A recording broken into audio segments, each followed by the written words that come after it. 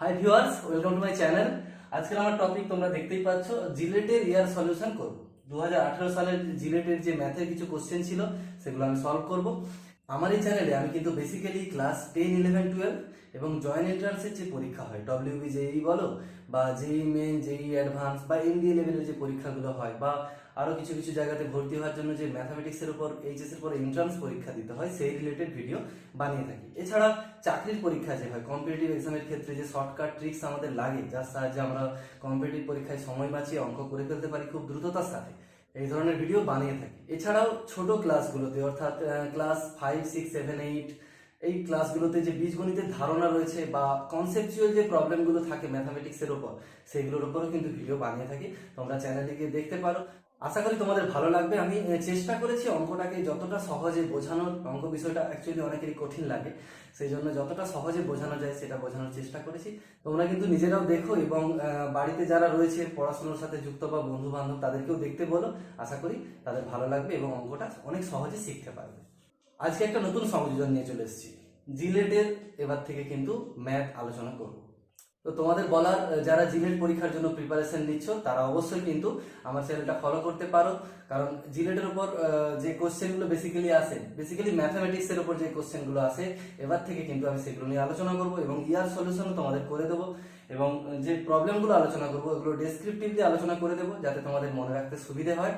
তোমরা কিন্তু চ্যানেলটা সাবস্ক্রাইব করে রেখো অবশ্যই, যাতে পরবর্তী সময় যখন আমি আরো ভিডিও দেবো জিলেটের উপর বা আরো ইনফরমেশন দেবো, তোমরা সেই তথ্যগুলো পেতে পারো এবং উপকৃত হতে পারো।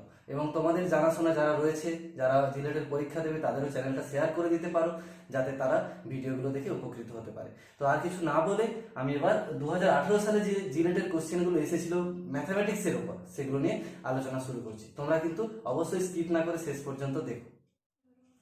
আগেই বলেছি, আজকে কিন্তু আমি জিলেটের 2018 সালে ম্যাথামেটিক্সের উপর যে কোশ্চেন এসেছিল সেগুলো নিয়ে আলোচনা করব। তার মধ্যে কিছু ইম্পর্টেন্ট কোশ্চেন নিয়ে আলোচনা করব। তোমরা কিন্তু দেখো অবশ্যই শেষ পর্যন্ত। ফার্স্ট যে কোশ্চেনটা আমি তুলে নিয়েছি, কোশ্চেনটাতে আছে একটা কার্ভের ইকুয়েশন দেওয়া রয়েছে, 3x² + 4y² টোটালটা whole square minus 7x² + 2y² = 0।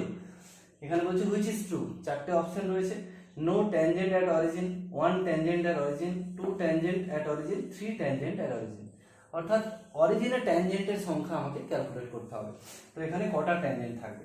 Actually এটা অনেক লং প্রসেসে করা যায়, কিন্তু আমি শর্টকাট ওয়েতে তোমাদের বলে দেবো, যাতে তোমরা মনে রাখতে পারো সহজেই বিষয়টা। কারণ অত তো সময় থাকবে না পরীক্ষায় লং ক্যালকুলেশন করার জন্য। প্রথমত আমরা কতগুলো ট্যানজেন্ট টানা যাবে অরিজিনে সেইটার হিসাব না করে প্রথমে অরিজিনের ট্যানজেন্টের যে ইকুয়েশন গুলো হবে সেটা দেখে নিই, তাহলেই বুঝতে পারবো যতগুলো ইকুয়েশন পাবো ততগুলো ট্যানজেন্ট টানা যাবে। তাহলে আমাদের সূত্র রয়েছে, equation of tangent at origin. যদি কোশ্চেন এটা চায় যে equation of tangent at origin কোন একটা কার্ভের, সেটা অ্যাকচুয়ালি কি করতে হয় আমাদের, সেটাতে শুধু তোমরা মনে রাখবে লোয়েস্ট ডিগ্রি টার্মটা ইকুয়াল টু 0 করে দিতে হয় ওই কার্ভের ক্ষেত্রে। লোয়েস্ট ডিগ্রি টার্ম বলতে এখানে দেখো, এটা যদি আমরা হোল স্কোয়ার করে দিই, এটা হোল স্কোয়ার করে দিলে এক্স এর পাওয়ার কত আসবে, এক্স ওয়াই এর পাওয়ার গুলো সব 4 করে চলে আসবে। প্রথমটা a + b এর whole square, first of all কি আসবে 9x⁴, আর বি স্কোয়ারটা কত হবে 16y⁴, এবং 2ab টা কত আসবে 3 4 12 24x² y²। অর্থাৎ x² × y² আছে, তার মানে ডিগ্রি গুলো যোগ করলে 2 2 4 হচ্ছে। তার মানে এই টার্মটার ক্ষেত্রে পাওয়ার যে রয়েছে প্রতিটা টার্মের ডিগ্রি কিন্তু 4। কিন্তু এই টার্মটার ক্ষেত্রে দেখো, এখানে যে দুটো টার্ম রয়েছে 7x² + 2y², এখানে কিন্তু দুটো পদেরই ডিগ্রি কিন্তু 2 হচ্ছে। তার মানে ইকুয়েশন অফ ট্যানজেন্ট আর অরিজিনের ক্ষেত্রে আমি বললাম লোয়েস্ট ডিগ্রি টার্মটা ইকুয়াল টু 0 করতে হবে। এখানে দেখতেই পাচ্ছি লোয়েস্ট ডিগ্রি টার্ম অর্থাৎ 2 ডিগ্রি টার্ম রয়েছে এখানে, ইকুয়াল টু তাহলে 0 করতে হবে এটাকে পুরোটাকে। তাহলে 7x² + 2y², অর্থাৎ লোয়েস্ট ডিগ্রি টার্মে যতগুলো থাকবে সেটাকে টোটালটাকে 0 করতে হবে। এখানে 7x² এটাও 2 ডিগ্রি লোয়েস্ট ডিগ্রি টার্মে রয়েছে, 2y² এটাও 2 ডিগ্রি টার্মে রয়েছে। তাহলে দুটোর যোগফলটা যেটা টোটালটা রয়েছে সেটাকে ইকুয়াল টু 0 করতে হবে। এবার ব্যাপারটা দেখার বিষয়, এখান থেকে কি কোনো সমীকরণ আমরা পাবো এক্স ওয়াই দিয়ে? অ্যাকচুয়ালি দেখো, এক্স এর ভ্যালু আর ওয়াই এর ভ্যালু যদি আমরা রিয়েল নাম্বার সিস্টেমে ধরি, তাহলে x² এবং y² এই দুটোর মানে কিন্তু পজিটিভ হবে, ঠিক আছে। এবং 7x² ভেবে দেখো তোমরা, 7x² এর মান সবসময় প্লাসে থাকবে, 2y² এর মানও সবসময় প্লাসে থাকবে, তাদের যোগফলটাও প্লাসেই হবে, অর্থাৎ কখনোই কিন্তু 0 হবে না। বাস্তব ক্ষেত্রে, ইমাজিনারি ক্ষেত্রে হতে পারে। এটা কিন্তু শূন্য হওয়া তখনই সম্ভব যদি x এর ভ্যালু 0 হয় এবং y এর ভ্যালু 0 হয়। ঠিক আছে, এবার x = 0 এটা আমরা জানি y অ্যাক্সিসের ইকুয়েশন, y অক্ষের সমীকরণ। আবার y = 0 এটা x অক্ষের সমীকরণ। তাহলে তোমরা দেখো একটা ট্যানজেন্ট থাকবে কিন্তু x = 0 বরাবর অর্থাৎ y অক্ষ বরাবর, আরেকটা ট্যানজেন্ট থাকবে y = 0 বরাবর অর্থাৎ x অক্ষ বরাবর। ঠিক আছে, অর্থাৎ আমরা এখান থেকে বুঝতেই পারছি এখানে কিন্তু দুটো ট্যানজেন্ট হবে।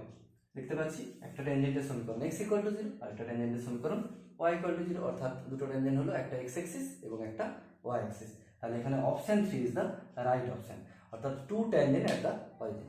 এবার আসি নেক্সট প্রবলেম।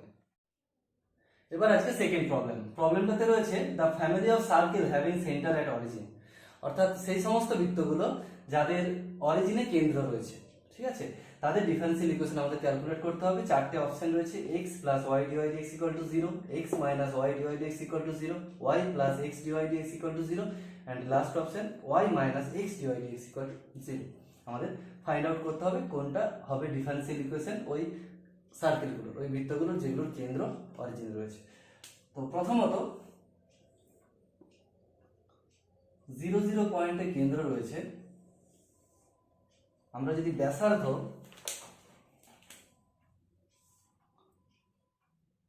একক ধরে নিই তাহলে বৃত্তটার সমীকরণ হয়, আমরা জানি x - 0² + y - 0² = ব্যাসার্ধের স্কয়ার।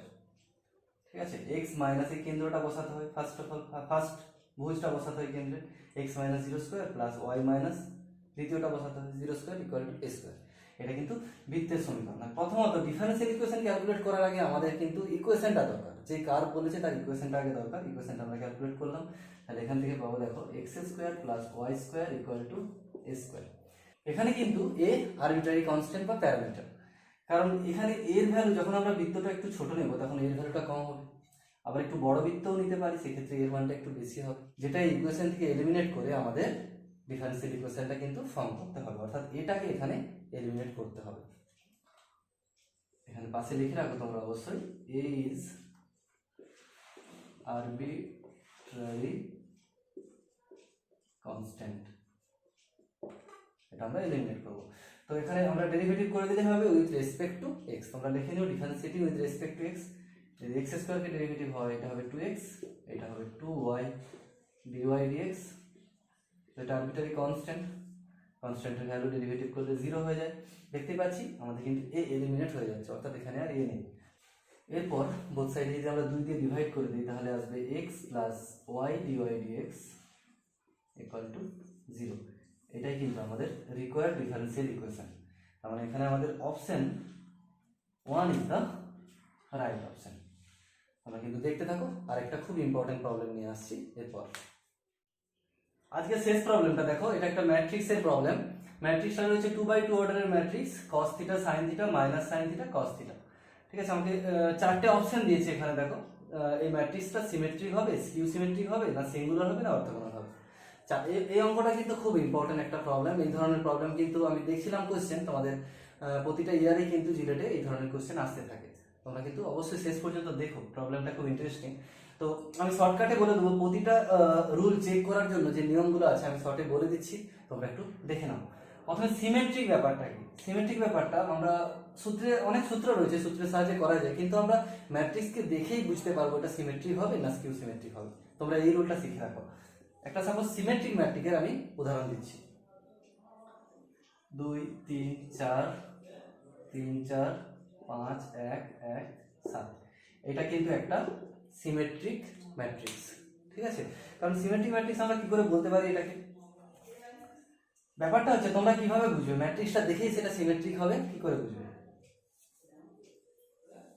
মুখ্য কর্ণ যেটা থাকে, প্রিন্সিপাল ডায়াগোনাল, ওর রেসপেক্টে দেখবে ব্যাপারটা সিমেট্রিক হচ্ছে কিনা।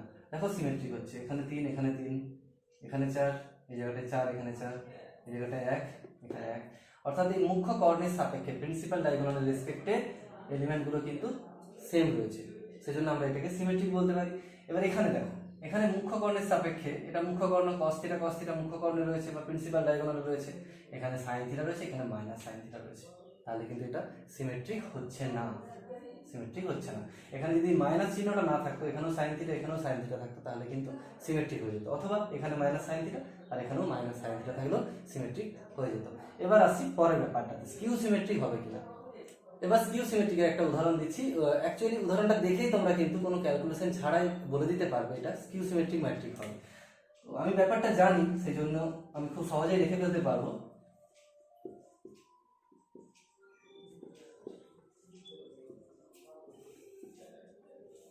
দেখো, এটা কিন্তু একটা স্কিউ সিমেট্রিক ম্যাট্রিক্স হবে। তো প্রথমত সহজে আমরা কি করে দেখেই বুঝতে পারবো, প্রথম যে criteria for skew symmetric matric, এই প্রিন্সিপাল ডায়াগোনাল বা মুখ্য কর্ণ যেটা থাকবে তার প্রতিটা এলিমেন্ট কিন্তু 0 হতে হবে।